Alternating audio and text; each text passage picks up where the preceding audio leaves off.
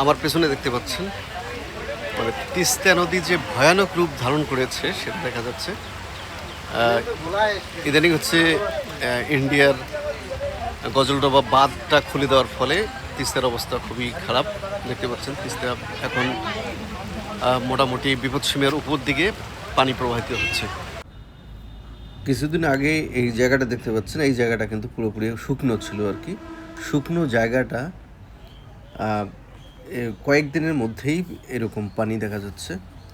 আর পানির কি পরিমাণ স্রোত দেখতে পাচ্ছেন, কি পরিমাণ পানি মানে এত বেগে যাচ্ছে নিচের দিকে।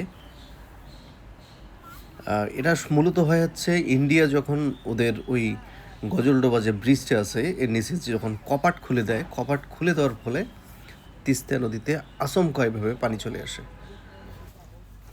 আর পানির স্পিড দেখেন, মনে হচ্ছে যে পাহাড়ি ঢল নেমে আসতেছে, এরকমভাবে পানি যায় তিস্তায়। মানে তিস্তা পাড়ের মানুষ কি স্বাদে দুঃখে বলে যে তিস্তা চুক্তি তিস্তা চুক্তি, তিস্তা খনন করেন। মূলত হচ্ছে এই তিস্তাটা হচ্ছে কি গভীরতাটা কম এর, মানে চর পড়ার ফলে চরের মাটিগুলোতে এমনিতেই উঁচু থাকে, ওই জায়গাটা এর উপর দিয়ে পানি হচ্ছে যায়, চরের উপর দিয়ে সাধারণত পানিগুলো যাচ্ছে এভাবে।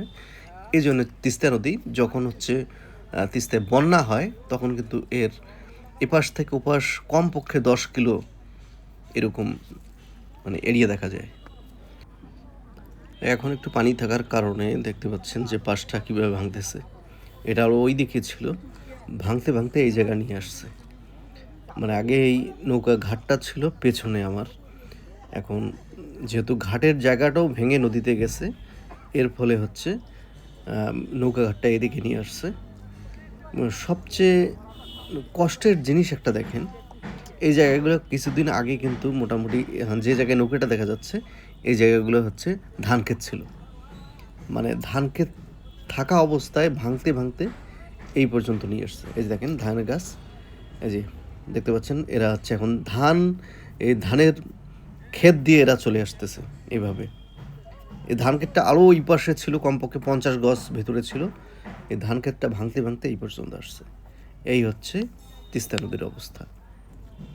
তিস্তা আসলেই একটা ভয়ঙ্কর নদী। এই নদীকে যারা হচ্ছে কাছ থেকে দেখেছে তারাই শুধু জানে যে এই নদী কতটা ভয়ঙ্কর।